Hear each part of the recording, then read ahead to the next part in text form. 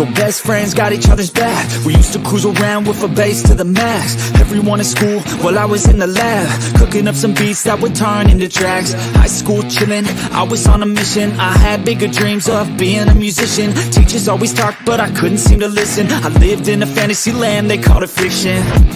But I was gonna be big one day, playing shows on the road to a sold out stage. Nobody really cared or believed I would make it anywhere close, I would fail and fade. But that's cool, I love that, cause any little doubt gives me energy back. And now, I'm in a place where I'm glad I never gave up on the dreams I had. And big dreams lead to big things, and big swings lead to big rings. Championships or the big screen, anyone who did anything took a big swing. And big dreams lead to big things, and big swings lead to big rings. Championships or the big screen, anyone who did anything took a big swing.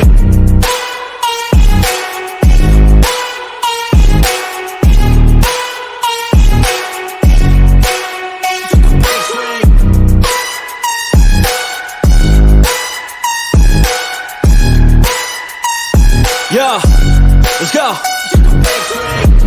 So if you want something big, you gotta swing fast, swing hard and commit. You might miss 10 times, but when you hit, just make sure that you get all of it, okay? People at the top took risks. Investing and testing is all that they did. It's not complicated, it just takes grit. So never give up, take a swing at it. And big dreams lead to big things, and big swings lead to big rings. Championships or the big screen, anyone who did anything took a big swing. And big dreams lead to big things, and big swings lead to big rings. Championships or the big screen, anyone who did anything took a big swing.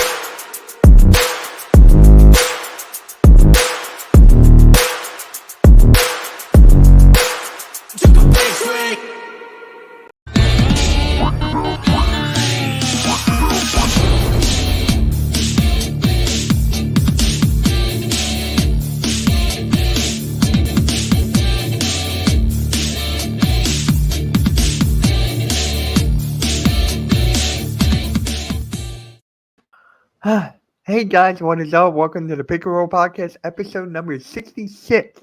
You guys know what that means. So I'm here with my guys, Nicky Steeds, Coach Ed, and what is up, guys? We got a good show for you guys today. Three more shows. There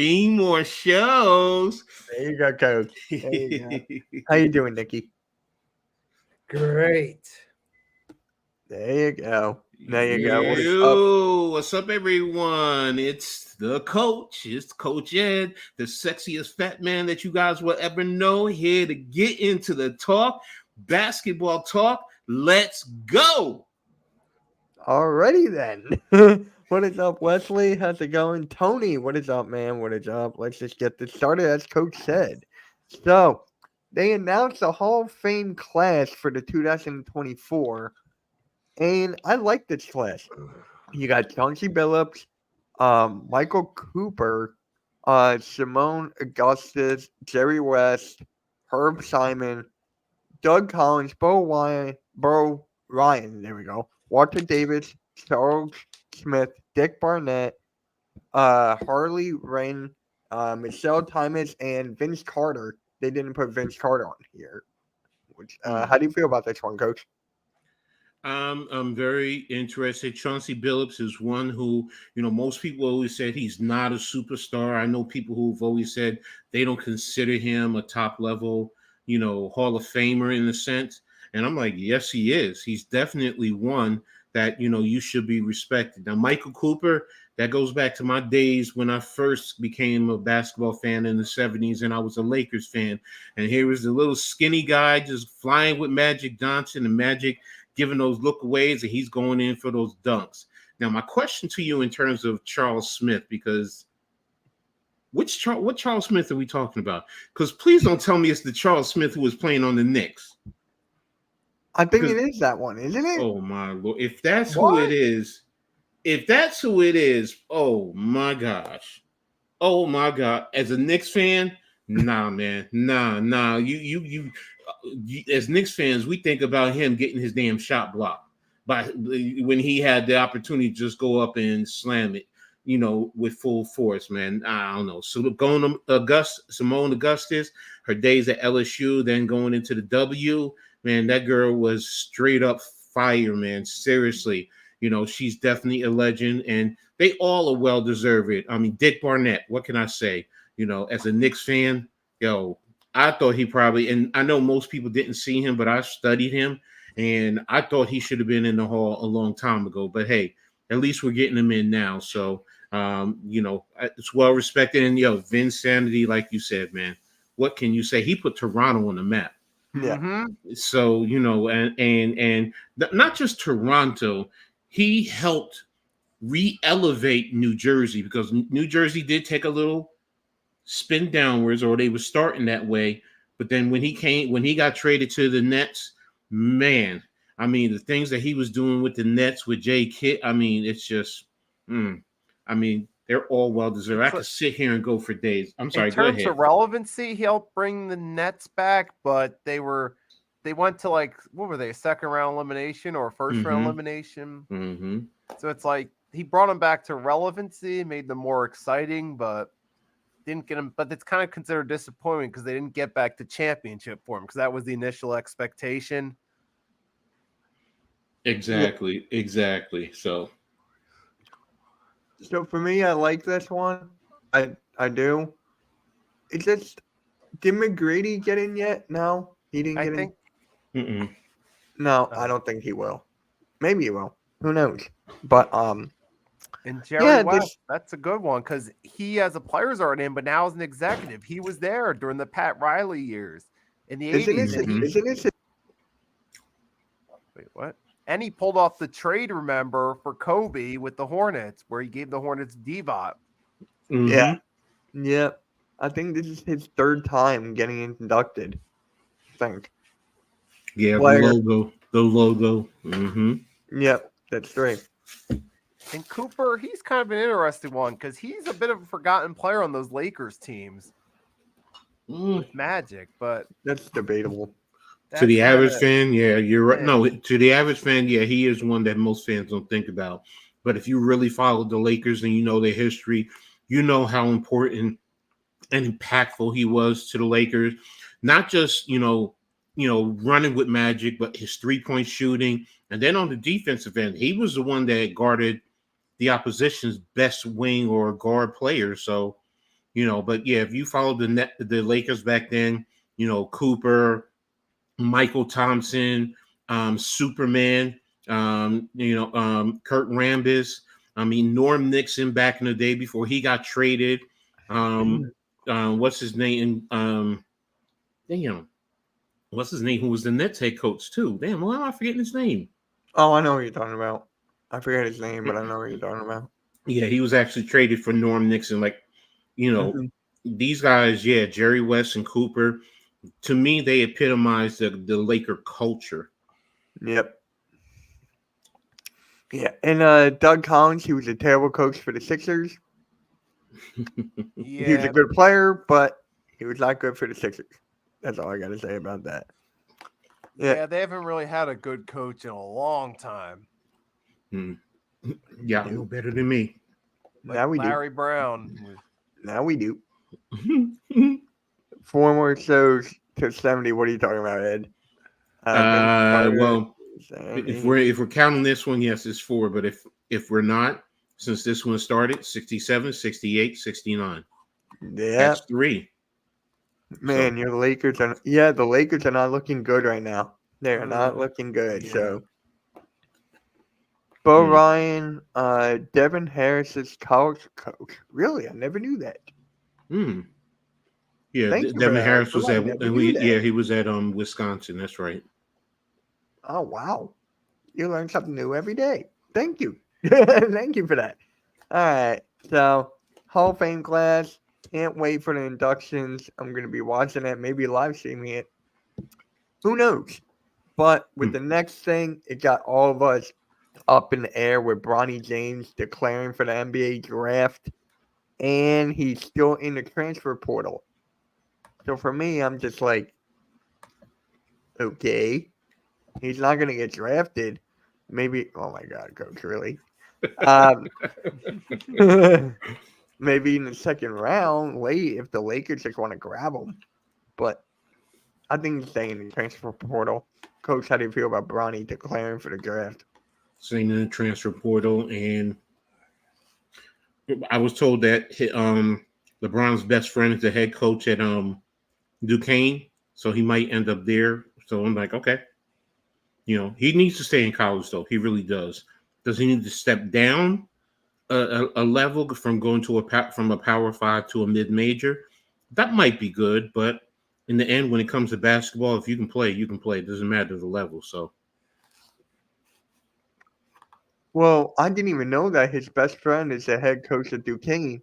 That makes sense why his other brother wants to go to Duquesne. That makes sense now. Mm-hmm. Wow, 2 things I learned today. So, how do you feel about Bronny James, Nikki? I'm trying to figure out what's going on with this guy because he's declaring for the transfer. You put himself in the portal, now declaring eligible for the NBA draft. Mm-hmm. Like, which one is it? You can only pick one at this point. No, what happens in college, you can put in your name in the transfer portal and declare for the NBA, but you're trying to get a feel of where you possibly can go. Now, if you feel that you're going to be drafted, in the first round, get your guaranteed money, then more than likely you'll stay in the draft. But they have a certain point in time that they have to declare eventually if they're going pro or if they're staying in college. But right now, he can do both to try and get a feel of where he's going to be in the NBA, what teams are, or what the feeling is for him in the NBA. And I think what he's going to see is he might be a late second round. He might not even get drafted. So then again, they might end up saying, well, if that's the case, then we'll go ahead and take our name out of going to the NBA and stay in the transfer portal and find a school. Hey, if that happens, I just want to see Probably him what's play going to ball. happen. Mm-hmm. It's like, at this point for the NBA, I don't feel he's not ready for the NBA yet. So if you're looking at him from executive standpoint, I don't see yourself thinking, okay, we're ready to bring him in. He's our next guy. I don't see that with him after this year. Well, it depends on if they're trying to get his dad. Because if somebody thinks that they can convince his dad to come over, because his dad, after this year, technically is a free agent. I think he has a player option if it's 2 years. I think he has a player option. I mean, I'm not sure about his contract, but someone might think, okay, well, that's what I want to do. Because LeBron wants to play with his dad, so draft his son, and then you can convince LeBron to come over to your team. So. Mm-hmm. So this is what Sam said on his podcast, Running Back FDTV. When I talk to NBA teams, there's a clear consensus that he's as a defender, he's already at that caliber of an NBA defender. That's hot. That's very hot take right there. Yeah, but is he a defender? But what about his offense? Because if he's just a defender, you might be able to sign him, as a free agent. You don't have to draft him. Yeah. I mean, yeah, and for the NBA, you got to score offense. They don't bring in just to be a decent defender, but no offense like Kwame Brown. See how that worked. Yeah. I mean, he's a good 3-point shooter. I'll give him that. But other than that, it's nothing. So he's not a playmaker or anything of that nature. He's just really a 3-and-D. He can play 3-and-D. His playmaking needs a bit more work from what I have seen. But it's mostly, yeah. LeBron is ruining his career. I don't think so. I don't think so at all. No. How can you say that? Because he's keep on saying time and time again that he's his own man. LeBron is just letting him do what makes him feel happy. So LeBron is giving him whatever. He's not ruining his career. maybe the fact that he has such high standards that he cannot achieve, if you want to talk about that, then yes. But I really doubt it. I really, really doubt it. Double point in the game. I don't care about this. Really. But do you guys think LeBron James is ruining his career? I don't think so. No. Not one bit. No, not realistically. Now, if you want to say possibly a perception, the perception from people, but the reality is, do I think it's going to hurt his career with LeBron James? No. Probably helps more than it will hurt. Oh, dagnabbit, let me take this. Certainly make him more relevant. Mm-hmm. All that publicity behind father and son on the same team. Because the media would run with it. They're thinking, oh, snap, we have something we haven't seen before. Let's cover it. They're going to, no matter what. And got a question for you, Coach, from Earl. Will the Knicks clinch a playoff spot? If Miami loses today, the Knicks clinch a playoff spot. So the Knicks will clinch a playoff spot one day this week. Will it be against the Celtics? I don't know. Depends on if the Celtics play at full strength. But I believe they're going to get to the point within the next game or two that they're going to clinch a spot. Now, if Miami loses, at minimum, they're going to be they clinch basically a playoff spot. So they'll be at least a 6. Where they're going to be from there, that's still to be determined. So, and a lot of it honestly depends on Milwaukee and Orlando, because those two play each other twice to close out the season, and the Knicks are a game behind Milwaukee and a game in front of Orlando. Orlando holds the head-to-head to the Knicks, so that's why it's a little bit tricky. As long as the Knicks win, if the Knicks win out and the Bucks lose at least one game, I think they're in the same position. I think you look at the head-to-head from there. So I have to see that. And as for the Sixers, we need the Bucks to win both of those games so Orlando can drop, and then that way we could move up if we win out. We got Orlando, then we got Brooklyn next Sunday. So we need Milwaukee to beat Orlando in the next 2 whenever they play them. Both games or one of them? I think it's both. We need Bucks to win both, and now Giannis is not going to play for the rest of the season, it looks like, after the scare he had yesterday. So that don't help our clause. What was that, Nicky? That don't help your clause. No. But it might help the Knicks. It will help the Knicks, yeah, but Damian Lillard has to go off now. And I'm still mad that they got rid of Drew Holiday for Dame, because defensively they missed Drew like so much. Yeah, we all know that, but back then they were, under the perception that, if you got Dame Lillard, it would elevate your game, as opposed, you fire your rookie head coach who actually was doing very well, and you bring in Doc Rivers, who,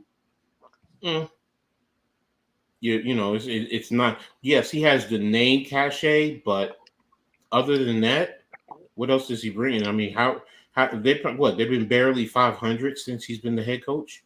Yeah. So they're negative 500 with Glenn Rivers. See, there you go. Of course. What's up, Rios? That's what you get. Come on, guys.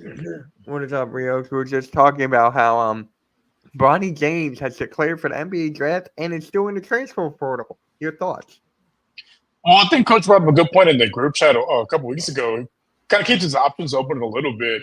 Just in case. I mean, he's probably not getting drafted, so at least if he doesn't get drafted, he can at least transfer to the school. But I mean, from what I've been reading, his dad wants him to go to like a bigger name school. I'm like, you couldn't make it at USC. I don't see you cracking the starting lineup at like a much bigger program. Yeah, I mean, he's at a Power 5 now. So now, if you're talking about blue blood, Duke, North Carolina, Kentucky, that's up to debate.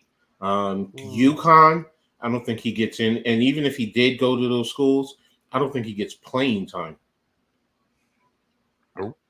Yeah, getting in won't be the problem. Getting playing time, you'll be doing what you did at USC, right on the bench. Yeah. Mhm. I mean, Coach brought up a good point before you got on that LeBron James' best friend is the head coach of Duquesne. So maybe Bronny goes there, then his brother goes there. So I can Possible. honestly see that. What's up, Chad? Yeah, what is up, Chad? And Earl asks, what can the Knicks do to stay in the hunt? Just continue what they're doing right now. I mean, Yeah. keep playing the way they're playing. Make it hard.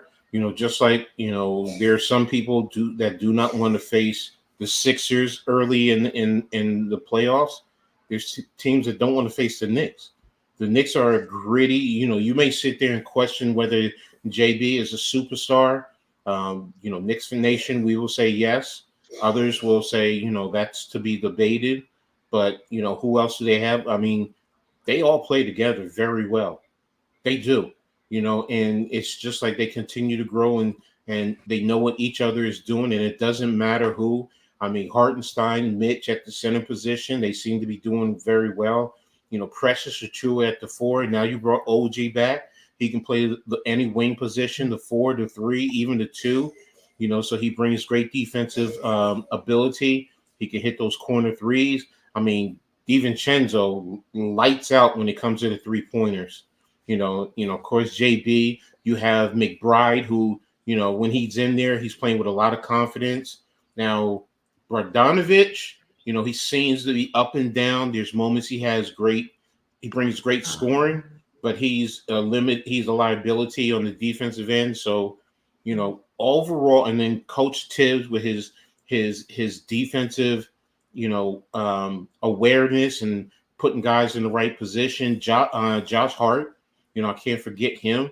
I mean, when he grabs his rebounds and he's pushing the ball up the court, forcing the defense to spread out because they're more worried about the wings, which allows him to attack the paint and attack the rim. So, and like I said, on the defensive end, I mean, I was talking last night on my pod. Think about this defense: Mitchell Robinson, OG. You could have Josh Hart. And if you had Miles McBride and Brunson, I mean, defensively, that's tough. Now, you can question where they're going to get offense, but when it comes playoff time, the defense is what really steps up and what's helped you. And if you can get the rebounds and the kickouts, and Mitchell Robinson also is a great offensive rebounder, so he helps there too. So, the Knicks will be tough. Are they a championship team? That's a question that you can debate. I don't think we're there as yet, but we have the opportunity, depending on how things play out in the East, possibly getting up to the number 2, or at least playing for the Eastern Conference Championship, depending on how things play out. So, yep. What is up, NYG? How's up, it my going, brother? man? We're playing you guys on Sunday. Can't wait for that. But oh, your Caitlin Clark shirt came in today. There you go. There you go, Chad. And then Pax the Thunder 2. What is up, Arco and Wally? Yeah. Yeah. And by the way, Rios, let me bring this back up since you're here. What do you think about the Hall of Fame class? They just announced it. So we got Carter, Billups, Cooper, Simone Augustus, Jerry West, Herb Simon, Doug Collins, Bo Ryan, Walter Davis, Charles Smith, Dick Barnett, Harley Ryden, Michelle Timmons, and what do you think of that? It's a nice class. A lot of overdue ones for sure. Yeah. And I still can't believe this is Jerry West's 3rd time getting inducted. That is incredible. That is absolutely insane. I mean, that's why he's the logo. Truly one of a kind. You have a guy that had an impact on the court, as a coach, and in the front office. I mean, you don't get that ever in any sport, really. Right. Not even Pat WWE. Riley, Because as a player, he was at best the role player.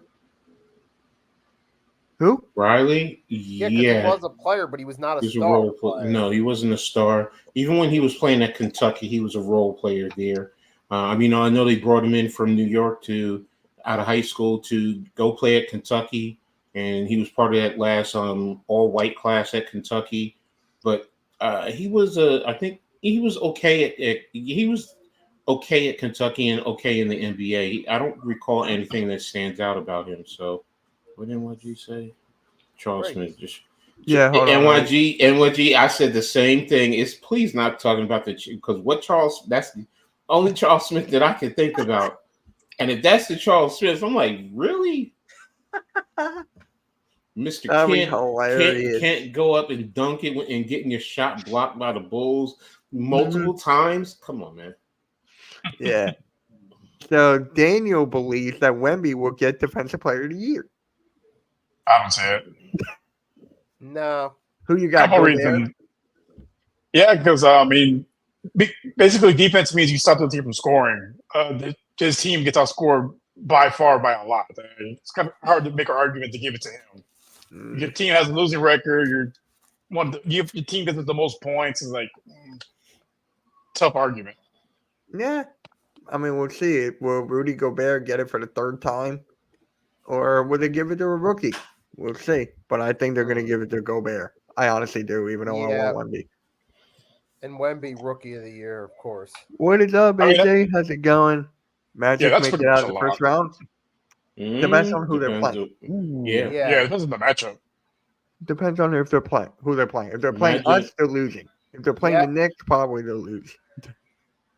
What is up, David? How's it going, man? How's it going? But yeah, I don't know. I think the Magic will be knocked out, depending on who they will play. We need the Magic to lose to the Bucks. They play Philly or Miami in the first round.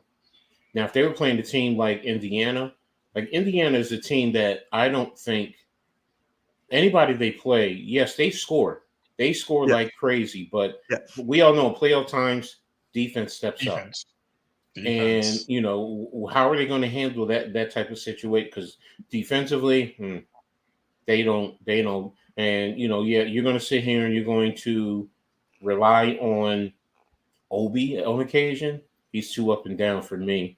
But now you have Siakam. Okay, Siakam can get you points. What's his name? Damn. Why am I forgetting his name, the point guard? I'm so old. Currently, they are projected to play the Cavs, and they are on a decline. Well, you need help around Ben Caro. The Cavs can play defense, but both those teams can play defense.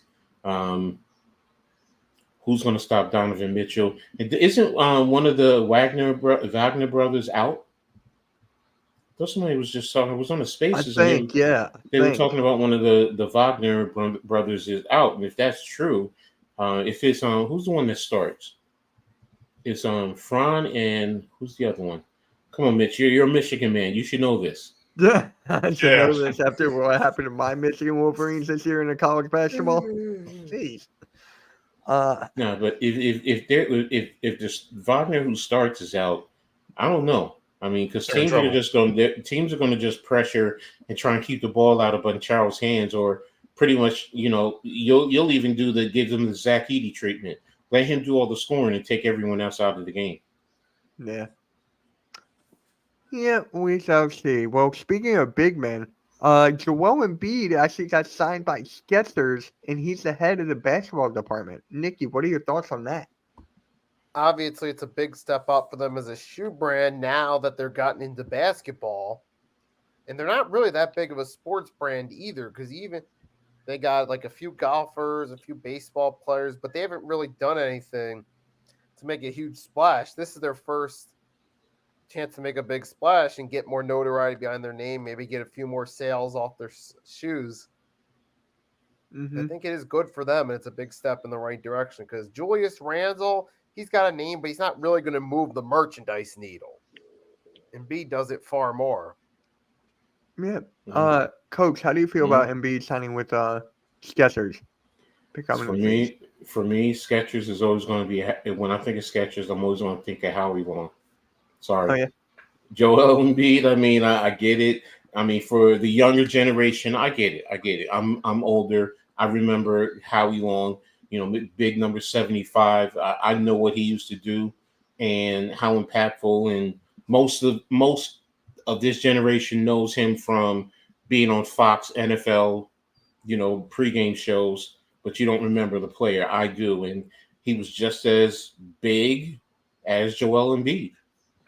So when I think of Skechers, that's what I think. But Joel Embiid, I get it. It's also, in terms of business and marketing, you're also attacking international in Africa. Yes. Because think about that. He's from Africa, and there is a younger generation that looks up to him. So business-wise, it's very smart. I get it. But when I think of him, and I'm one of probably the few, and it's my unpopular opinion. Shout out to my brother. I'm always going to think of Howie Long when I think of Skechers. All right, Rios, how about you? No, I agree with Coach as far as like a marketing standpoint. It's pretty good because like he's one of the few faces on there, so he doesn't have any competition like say like Adidas or Nike. And Right. the international side as well. My only concern would be they're not really known for making athletic shoes like for basketball, and for bigger guys like it's all about your feet. You got to take care of your lower extremities because if look at Lonzo Ball, or those BBB shoes pretty much ruined his career. Yeah. So Good point. from a sports standpoint, that's my only little concern, just because they don't have a long history of making basketball shoes. When you think of Skechers, think of like comfortable shoes or like Coach said, Howie Long. Like you don't really think about athletic shoes in regards to Skechers. So that's my only concern with that. Yeah, and especially for me, when he was from Under Armour to Skechers, he was always behind Curry. Like Steph Curry was owned that brand. He owned Under Armour. He was the face of everything. And now Embiid is getting a chance to shine. He becomes the face of Skechers. Do you think that will move the needle, get other players involved? Like another superstar, perhaps? Could that be the case? Superstar? No, maybe other lesser known players or guys in smaller markets, like you saw with like some of the guys going to get the shoe brands from China, like the Anta shoe that D Wade wore for a while and Clay wears, and those other brands. I think the other one that was Ning Ning or something like that. So maybe get some other guys that that aren't as popular, some shoe deals, and kind of help market them a little bit more, in their area, overseas, whatever the case may be. Nikki, do you see anyone coming over and joining Embiid and Skechers? At You don't some have to point, name anyone, I was eventually, just asking. eventually it'll happen. Yeah. Not sure when. Well, it depends on how he performs, and with him wearing the sneakers, if it helps his because he has lower extremity issues, correct? Mm-hmm. So if they help him, then yes, it could possibly open a door for other players, especially younger players coming into the league. To say, hey, I want to join the Skechers, network, kind of like with kids, a few years ago running over to Jordan. Kobe. He, even though he was with Nike and under the Jordan brand, he still had his own. They all do that. So, it can open the door depending on how things go with him. Yeah. And smart move by announcing him when he first came back into the NBA after that injury, after that meniscus injury. They announced it right after tip-off. So I'm like, that was smart. Very good marketing on that part. I like that. He's back in, and you get to see him in Skechers from future here on out. So great job by NBA for that, or Skechers on that part. Like that very much for my MVP. So, Coach, this one's for you. Stephen A. Smith wants Klay Thompson on the Knicks. Your thoughts?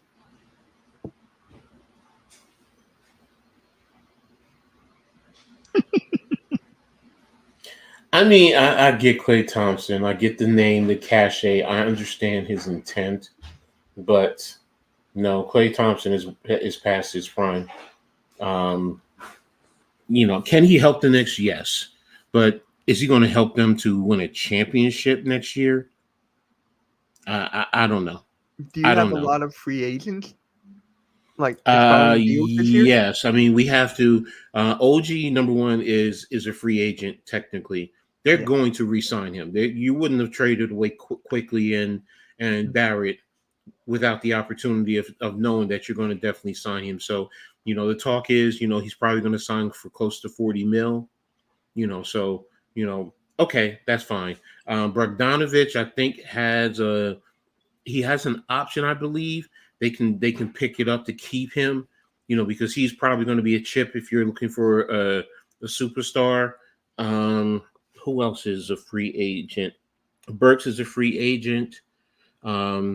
Jericho Sims and McBride are already signed. I think Jericho has 1 more year next year. McBride, I think, has 2 more years next year and the year after that. Julius, we know, is signed.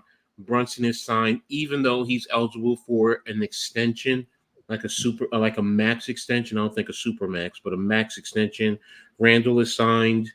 Hartenstein. Hartenstein is a free agent. That's the one who, Mitchell Robinson is signed for, 2 more years after this year, but Hartenstein is going to be, what are you going to do? He may have played himself into double digits in 8 figures. So, can the Knicks afford to have 2 centers being paid 8 figures? That's going to be a question. So, but in the same token, if you want to sign Hartenstein and trade Mitchell, for a superstar, that is a possibility. Who am I forgetting? Precious Achiuwa, I think, is a free agent. But I think they can probably pick him up on the cheap, unless he just says he doesn't want to play for Tibbs. He wants more of an opportunity. Who am I forgetting? The other guys are, they're either 2-way players or they're, the 10 days and they just paid to finish out the season. I don't think I'm forgetting anybody. So, but that's about it. So they have work to do, but their foundation. Josh Hart you can use him. I think he's still signed. And Devo, we know, is signed beyond this year. So Yeah.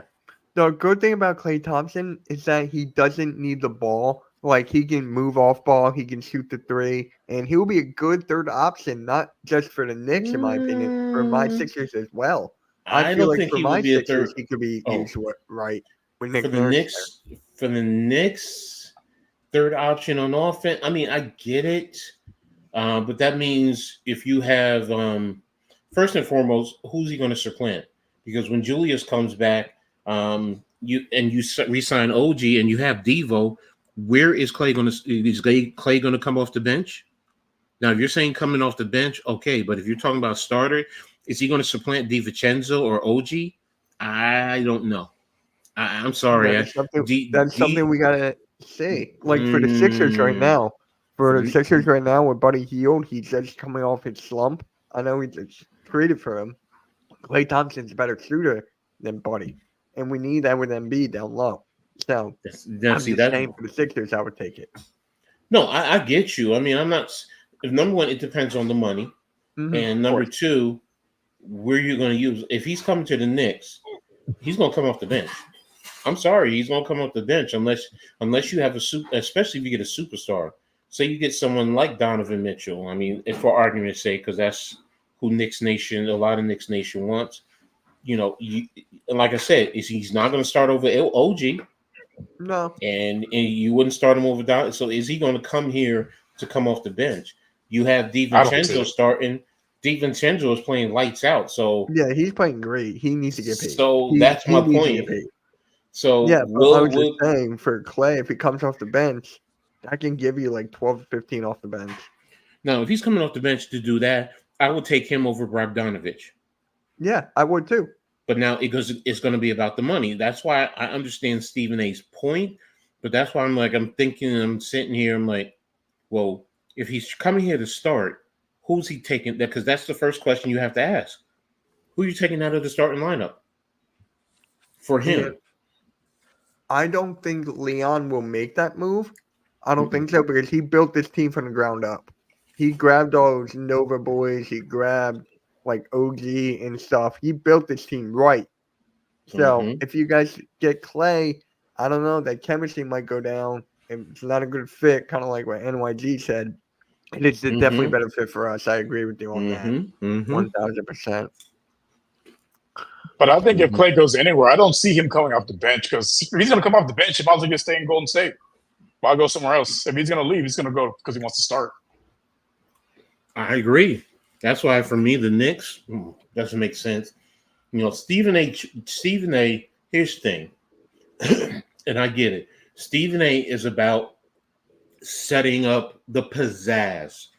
That's his thing. He wants that pizzazz. And you know what? Great marketing, great business mind. I get it. I understand. I understand his logic for getting Klay Thompson or wanting Klay Thompson here. But again, it's the question is who's he going to replace?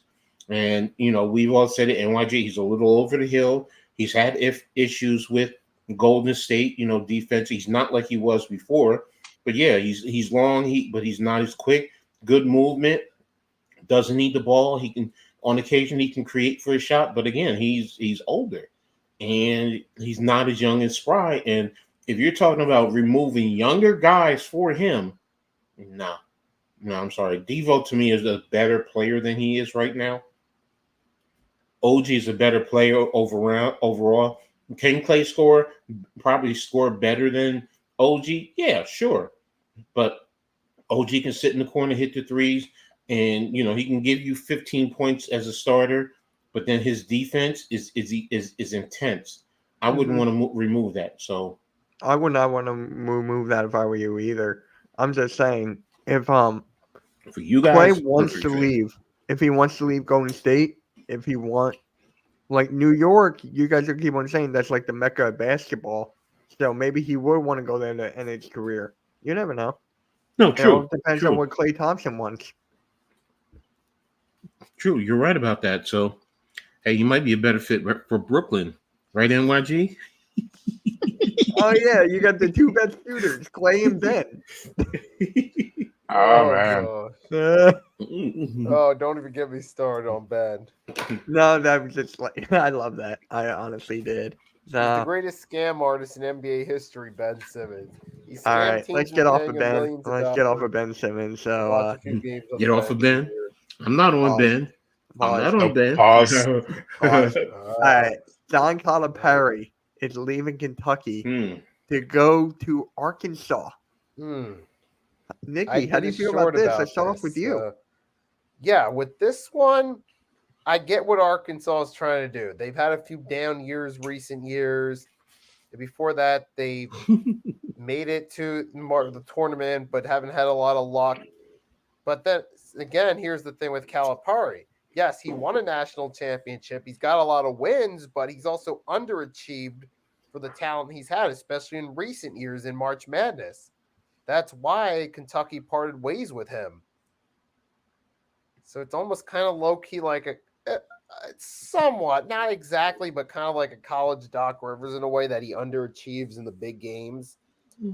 So it's like Calipari, he'll be an upgrade. I think he'll help, but if they're looking to go to the big dance with him, then I don't think they're going to get that. Yeah. Rios, your thought on Calipari leaving Kentucky?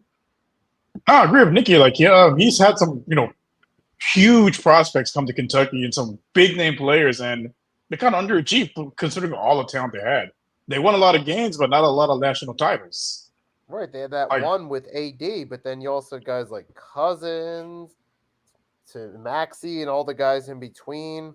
John Wall. Yep. John Wall. And they only got so far.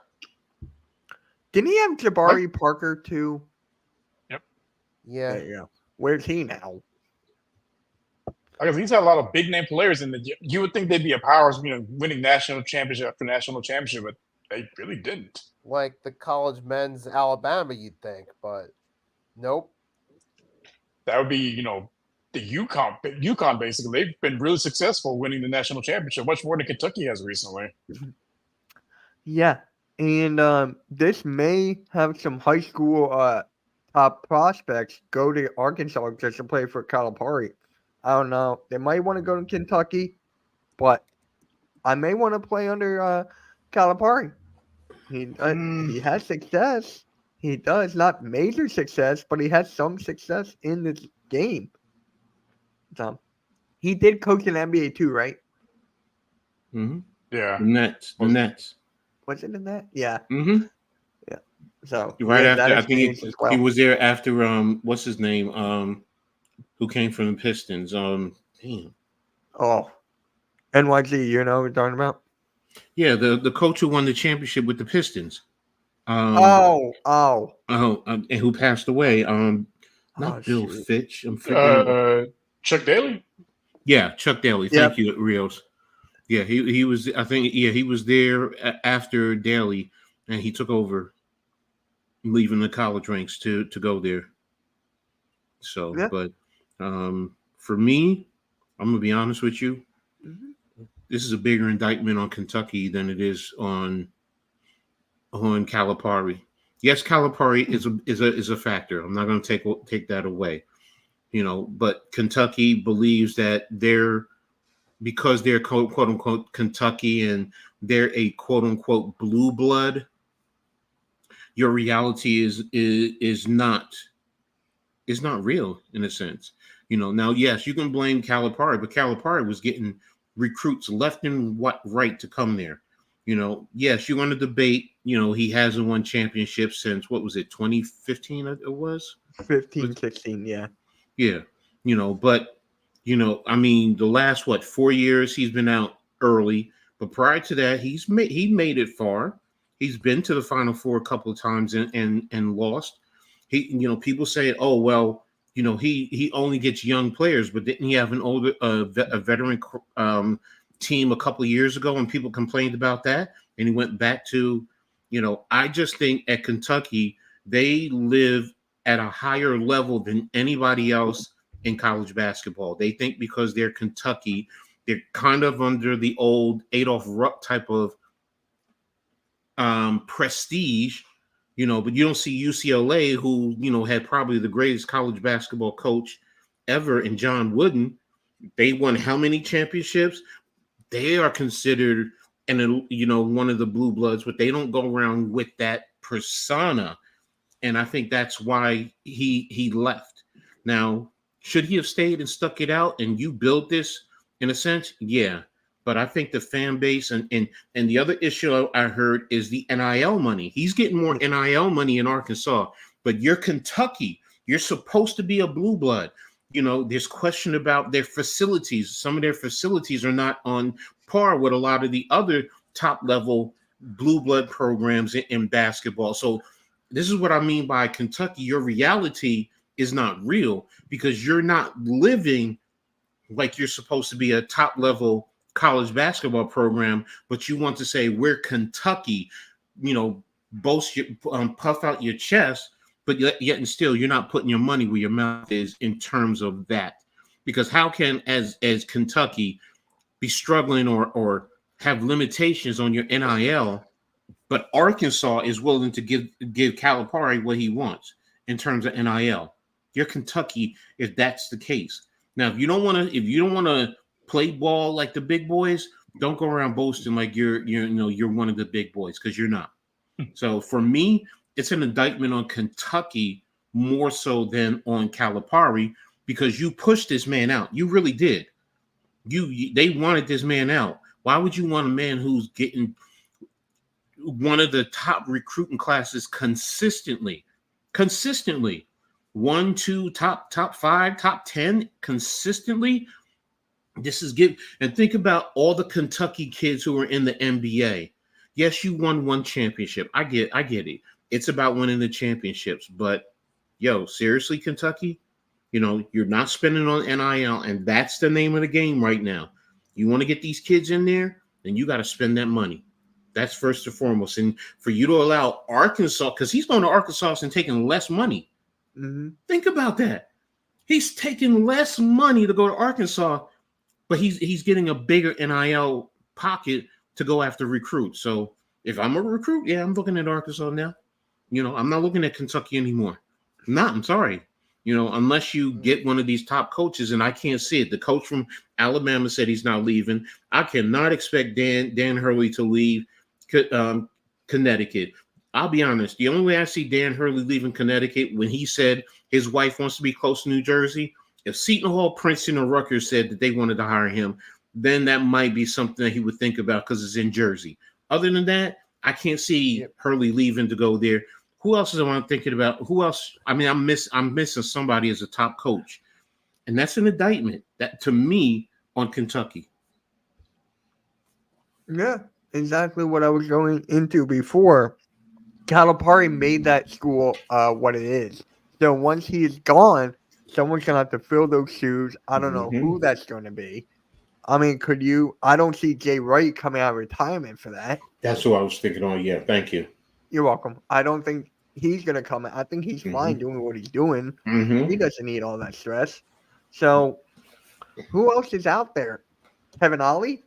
No, Kevin Ollie will not go back there. God, I miss him. I miss him, man. The Sixers legend. But I don't see anybody. Am I drawing a blank here? I mean, Like- what's your name? Who's on ESPN? The coach? What's it? Damn, the bald-headed guy. Would he come out That's and take? Greenberg? Yeah, Greenberg. Would he probably? I mean, I could probably see him doing it. You know who else I could see? He hasn't been a college coach, but he's been ever since he left or got canned by the Warriors. Mark Jackson. Yeah, but would he? I don't think he would go because recruiting today is so much harder. I can't see him. Yeah. See, that's the thing. You recruiting now is you not only have to recruit the high school kids, you have to recruit your own kids to stay. Yeah. That's the thing, and it's hard. And if somebody comes up with another program and says, you know, kid is getting $500,000 at your school, but he hears another school might give him $1 million, what do you think that kid's going to do? I'm putting my name in the transfer portal. Sorry, and I'm just playing for the draft like Bronny. Yeah, but look, you right now, college kids can make good money being in college right now and not have to Yep. deal with all that pressure. I'll be honest with you. I mean, And that's Yeah. good for the NCAA because now they can keep these guys longer. Possibly. well, again, it depends on if you're in top 10, then no, you're not going to make money like that in college. But Nah. you know, kids who are may go second round, or but you can make $1 million in college. You're making $1 million. You're getting free room and board. You're getting all the same nutrition and the training and so on and so forth. You're playing on TV. Plus, you're going to have the girls coming to you all day long. You got the party. Yeah, you got to do class. I mean, I get that. You got to maintain your grade. But some kids, if you're smart enough, you know how to find people who can help you. Get just to get by. As long as you get your C, most schools. You get a C, you're good.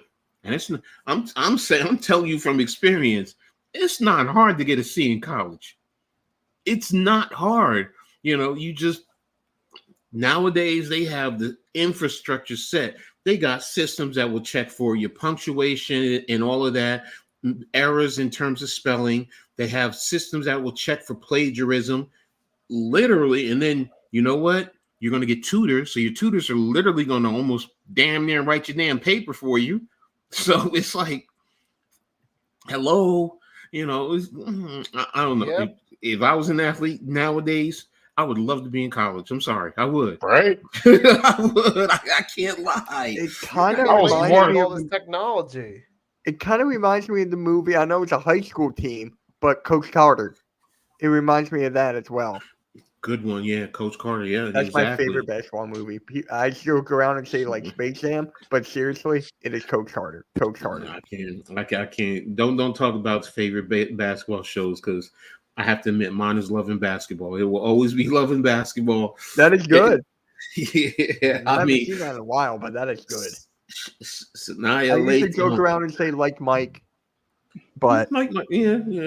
I would yeah. go with Coach Carter as mine. No, I get you with Coach Carter. Yeah, that's. No, it has to be Air Bud.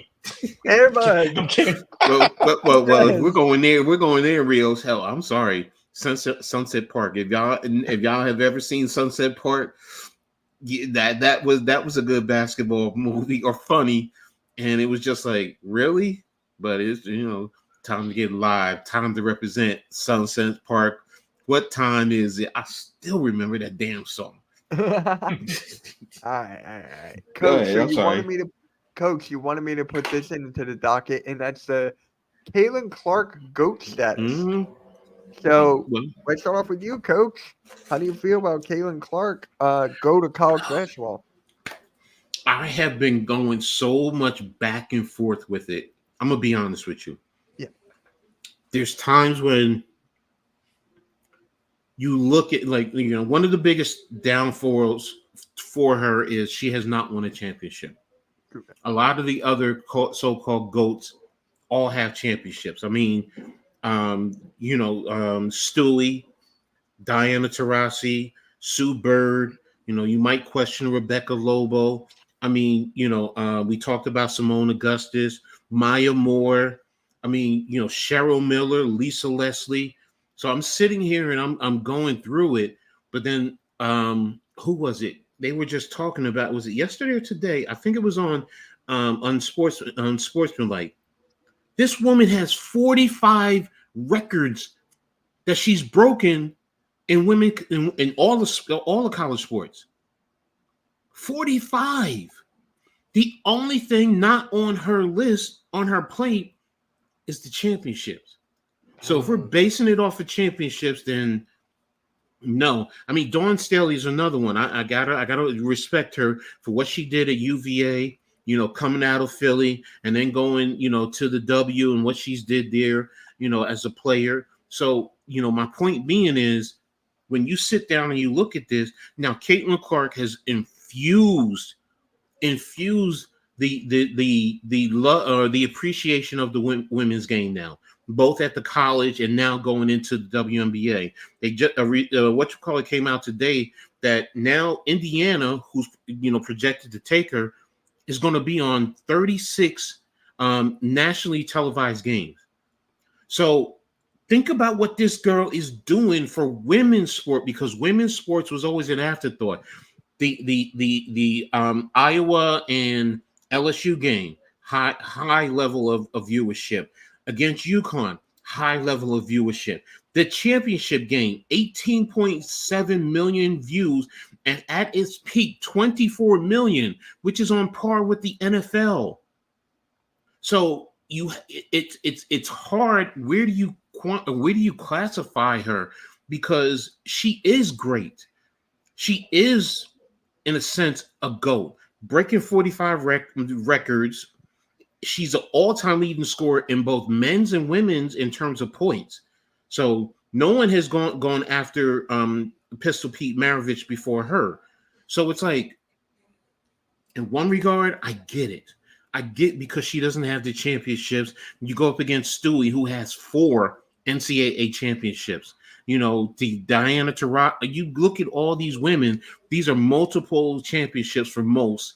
Lisa Leslie, I think, has 1, if I'm not mistaken, for USC. Cheryl Miller back in the day. I mean, you can go way back in the day and think about some of the great ones that are there. And it's because Mount Rushmore, you only think of 4. But it's like, all right, well, when you put her up against everyone else, she outscored most of all these people, every last one of them. Mm-hmm. She's brought prestige to the women's game. You have to respect that. So it's like we in one regard, I get those who don't want to, and I've been going back and forth with myself. Yes, she does. No, she doesn't. Yes, she does. No, she doesn't. And I'll be honest with you, I'm still confused which way to go. I really am. It's like I'm even sitting here listening, thinking about it. I'm like, yeah, this girl, all these records, what she's doing. Look at the viewership. People want to see her play. Mm-hmm. But then when you say, well, she doesn't win the championships, it's like, and then think about this. Her class, her recruiting class, coming out right now. The only one who's not coming out is Paige Bucher. But think about that. Cardoso was in there. Paige Bucher was in there. Angel Reese was in there. Think about that. Those are some high-level women's, and I'm forgetting a few right now. And now she's number 1. Because coming out of high school, I think she was recruited with like 5 or 6, somewhere around there. And now she's number 1. Man, it's hard. I'm sorry. I'm going on. Somebody else take the mic. Go ahead. Go ahead. Go ahead. Go Arias. Yeah, it's kind of tough. I forgot the name of the lady that she brought it up. A good point. When she had set those records originally, like back in the day, they had to use the men's ball. They didn't have a smaller basketball. They had to Mhm. use the men's ball. But the smaller ball makes it a little bit easier to shoot, makes it a little bit easier for them to score. So it kind of takes away a little bit that in the championships. As great as she is, I wouldn't call her to go to women's basketball. It's just some of the changes that have been made it easier for scoring. I was just like in today's NBA, they've made it easier to score. Got to sometimes add that to the context of the conversation, and I wouldn't have her as a college basketball player, even with all the accolades. That's very So real. you know what does it for me? It gets people who are not fans of women's basketball, get them to watch. I mean, look at Blaze, right? Blaze cannot stand women's basketball. But he watched it because of Caitlin Clark. People I know who don't do YouTube, they watch that game because they want to see her play, and they've hated women's basketball. They're gonna watch for this year's, next year, and the year after. They're diehard fans now because of Caitlin Clark. And for me, and when we talk about business wise, that's more important than championships. Yes, championships get you on a pedestal, but what has she done for the game is more than what championships is. Nikki, how do you feel? I mean, can't think of a bigger name that we know. I mean, I was just doing a little bit of research right there on the Leslie's. Mhm. What's her name? Cheryl. What's Cheryl her name? Miller. Yeah, Cheryl Miller and them. It's like Caitlin Clark is the one who like you said, accomplished everything except the championship, and she was the biggest star in women's college basketball. Yeah, I think it'll be valid one day that people look back on her and say, hey, she's the one who helped pave the way for a launch of women's basketball into the mainstream, both at the college and the WNBA level one day down the line. How far that push will go, we don't know yet, but we definitely know there's a push coming, and Caitlin Clark's played a big role in it. You know what, guys? Mm-hmm. She also has done something that, when you think about it, Yeah. she ignites conversation. She has ignited conversation. Look at what we're doing right now. Right. And it's not just here with us. This is across the world. I mean, there's international people that want to see her play. So it's like, yeah, she's done so much for the women's game to elevate it. So, and I get what Rios is saying, with the smaller ball, and it takes away, so like I said, I've been going back and forth in terms of her greatness, and yeah, what do you set into, well, not set in, what do you do, how do you come to your point of saying this is a GOAT? What gets you personally, whoever you are, to say this is why I think they are the GOATs of the game? And it's like, if you talk four, and I rattled off so many right now, and it's like, it's hard to sit here and say in women's basketball, who are the GOATs? I mean, if you start with Stewie because she won 4 championships, but is it all about the championships? Maya Moore, look what she did, and I'm forgetting about Candace. Damn, I forgot about Candace Parker. I forgot about what's her name, who was at Tennessee and went and played in the W at Indiana. What's her name? Who's deaf? Oh man, I'm forgetting her name. Oh, I know what you're talking about. Yeah. It's like you sit down. I mean, think about the programs. Tennessee always was considered. Sorry about the ambulance, guys. Tennessee, UConn now. I mean, it's like those are probably the 2 biggest ones. Texas, for a while, back when I was young, Texas was always, a top level college program. I'm even forgetting what's her name who played at Louisiana Tech. Damn, Teresa Witherspoon. She was a high level player at Louisiana Tech. They won a championship back in the 80s. So it's like I sit back and I'm like, and then when I go to Caitlin Clark, and it's like, okay, if I take the fact that she hasn't won championships out of the equation, and you look at all the records she broke, these other players have not touched these records. The only thing they all have over here her is they were on great teams that won championships. So it's like, okay, well, how what do you set up as the parameters to get to your goatness? And that's why I'm sitting. I'm like, oh my gosh, because like I said, I just go through them and I'm like, I don't know, because it's only 4. So Yep. I'm gonna bring this to the NBA real quick and talk about Allen Iverson, because what you guys were saying about not winning championships and stuff. Look what Allen Iverson did. People call him the GOAT for what he did for the game, like just for like the what is it, like the gear and stuff, and just like changing the style of the game. People have him as their GOAT because of that. Like there's different aspects of the word GOAT. So yeah, everyone's definition or reasonings is going to be different, and I can't discredit anyone's, because it's all good, it's all valid. How do we come to it? What's the consensus? It's like, what's the chat saying? Nobody else is saying anything. I mean, she's the next star in the making. Caitlin Clark is the GOAT still, even though she didn't get. Oh, damn, NYG above the rim. Okay, bro. She's a great scorer. She's the next star in the making. Cheryl Mills scored. Yes, Cheryl Mills scored 105. Remember that? Yes, I remember that. Yeah. I don't. So, I wasn't around. Yeah, no, I know. I was. Out of all of you guys, I'm probably the only one who was around during that time. So, because she's, I think, a couple years older than me. So, but still, I mean, it's crazy, man. It's crazy to sit down and think about it. It's. And we'll be talking about this for years to come.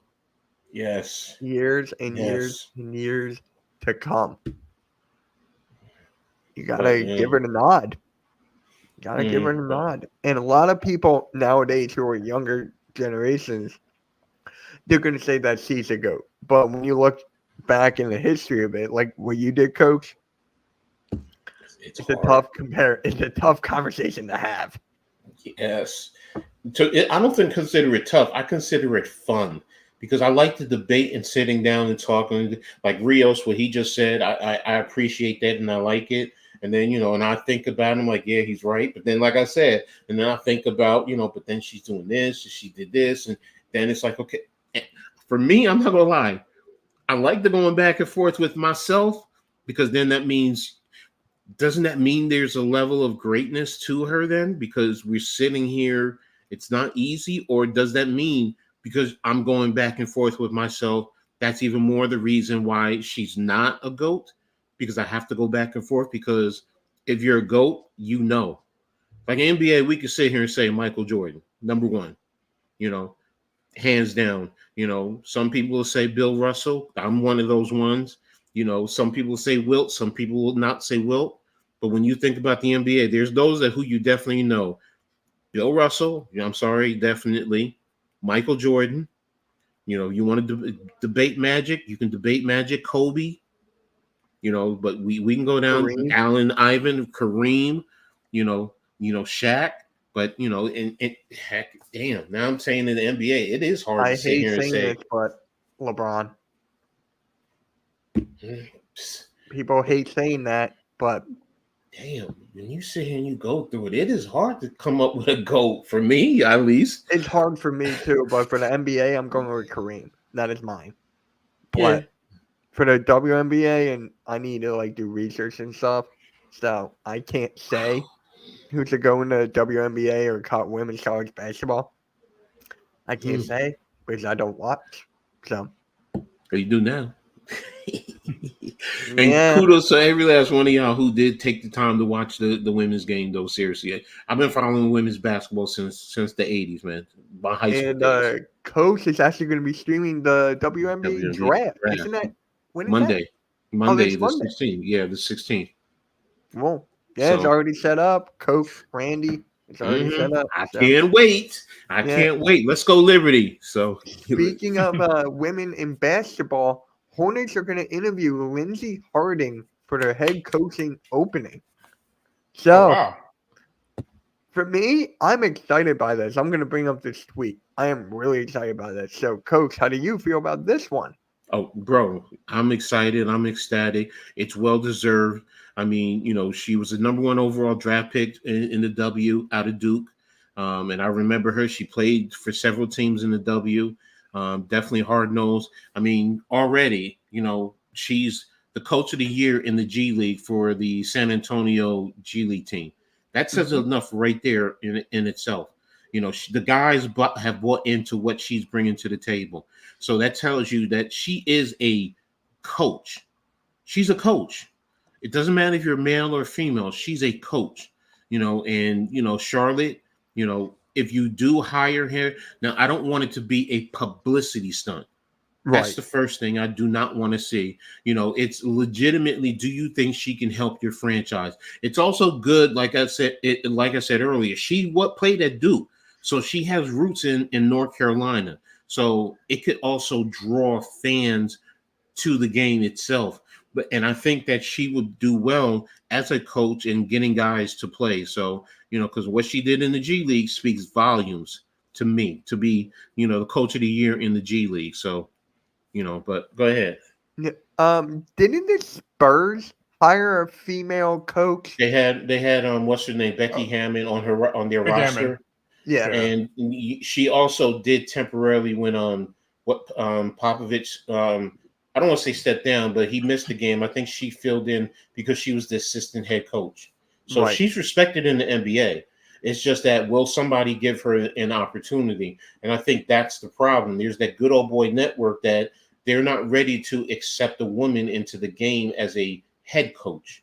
Being on the sideline and behind the scenes is one thing, but as a head coach, you are part of the face of the organization with some of your players. So, and I don't know if they're ready for it. That's why, I'm hoping if Lindsey Harding is given an opportunity, she's given a true opportunity to go out and be successful.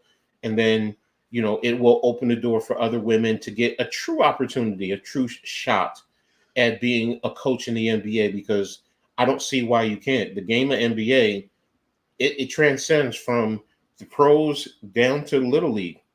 It's still pretty much the same thing. I love defense, but what's the game about? Putting the basketball in the net. Real simple. So, yep. I'm not an X and O's guy like you guys, like NYG. That's football. But, I can know a coach when I see one, and she's a coach. Go ahead. You got it, Mitch. So, Nikki, how do you feel about this, man? How do you feel about this? Obviously, this is an interesting story because, for starters, it's the opportunity to have at the NBA level, not the G League level, but the NBA level, a female coach. And if she's the right coach, good for the Hornets. If they do end up hiring her and she ends up being the right coach. But this is something that makes us realize that it will only a matter of time before we get that day, whether it be Lindsey Harding with the Hornets or somebody else, that we get a female is the NBA head coach and she breaks that barrier.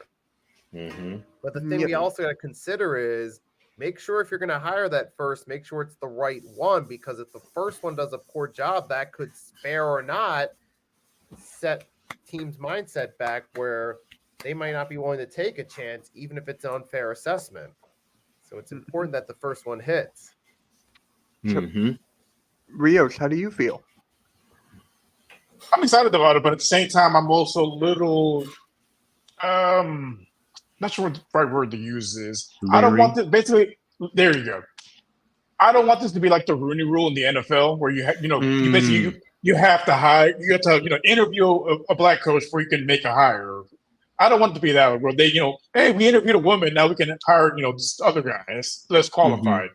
Like, I don't want it to turn into that. That's my only concern. But it's big news, especially if she does get hired, she does break the barrier, becoming the first female head coach in the NBA. That's amazing news. But again, I'm a little leery just because of the Rooney Rule that we have in the NFL. That's a good point. That's a good point, Rios. I like that. Yeah, and for me, is she going to help the Hornets become better? That's just my question here, because the Hornets need something. I don't know her background. I don't know her coach, her history and all that.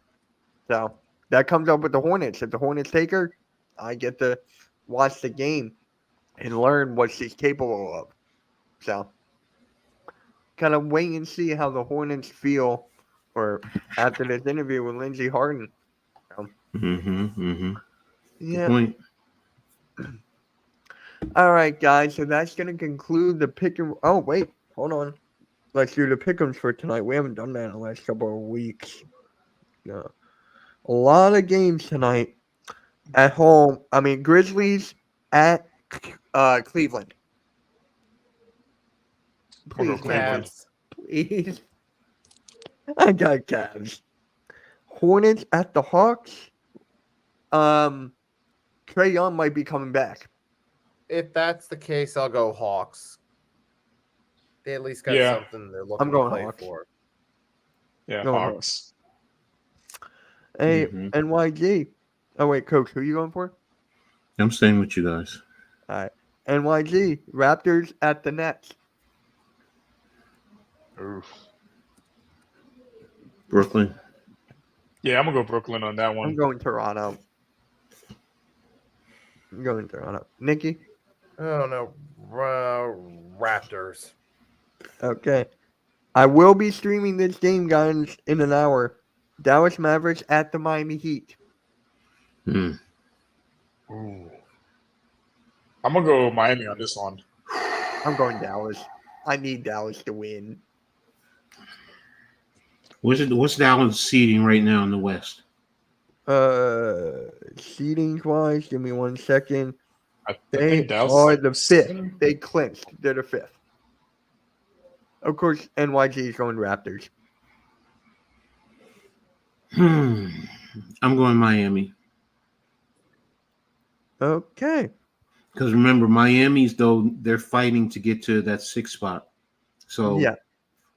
a lot to play for. there's a lot to play for them.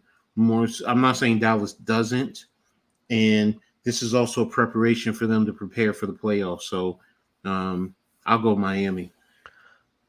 Orlando Magic at the Milwaukee Bucks. Ooh. I don't think Giannis is playing. So I No, need no. Milwaukee to win, but I'm going Orlando. I'm gonna go Orlando. See, this is a catch-22 for me. Right. Because it's multifold. Do I want the Knicks to get up to the number 2 spot? Of course, in one regard. But if you go to number 2, look at who you might end up having to play, Miami or Philadelphia. Right. Now, if Indiana bumps down into the play-in tournament, then that's a different story. Orlando has the opportunity to also overtake the Knicks, because if they went out and the Knicks lose one game, then Orlando is going to be seeded over the Knicks. So it's a catch-22. And because Giannis is not there, I'm going to go Milwaukee. Okay. I like it. Milwaukee just blew out the Celtics. They are feeling confident.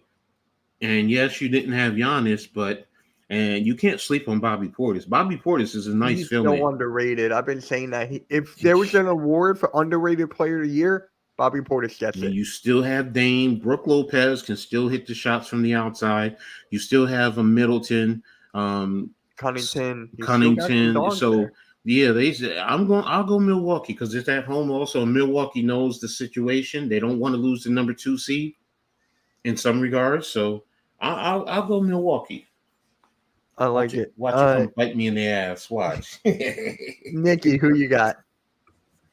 Was it Milwaukee and who again? Orlando at Milwaukee.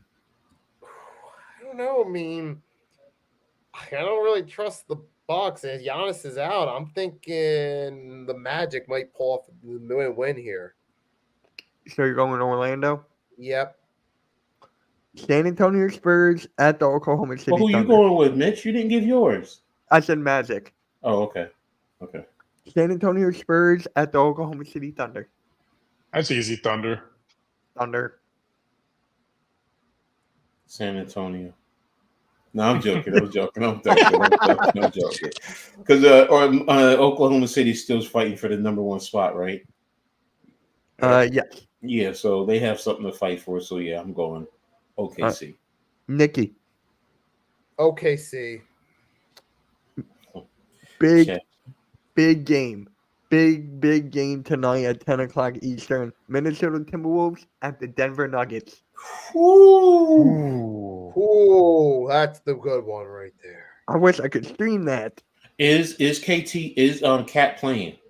I think so. He is making his return. I don't know if it is tonight, but he is making his return. I'm going Timberwolves. I'm gonna go Denver.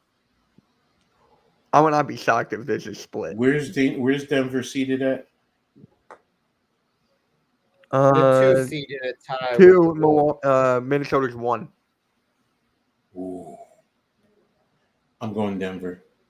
It's in Denver. They know what's up. They're the champs. Yeah, I'm going Denver. Nikki? I'm going Nuggets. Okay. Wow, I'm the only one who went Yeah. Timberwolves. I'll take They're it. going for the little nuggies there. All right, last game. Suns at the Clippers. Look, those bums are not going to do anything. Let's go Clips.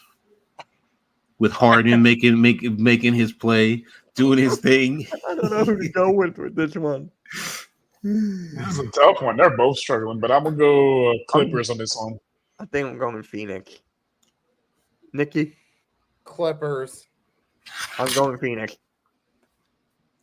All right, guys. So that's going to conclude episode 66 of the Pick and Roll podcast. Next week, Randy should be back.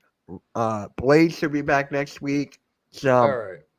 yep. Make sure you guys hit the like and subscribe on all of our channels. Congrats to Rios on hitting 500 subscribers on his channel. Congrats, man. Congrats, bro. Appreciate it. Cool. And most importantly, we are how many episodes? 3 more away now. We're 3 more away. Okay, Arcool, we're 3 more away officially. All right, guys. All right. Hey, I'm waiting for someone to make that countdown. Watch it be me. But anyways, make sure you hit that like, subscribe, and we'll catch you all on the next one. And peace.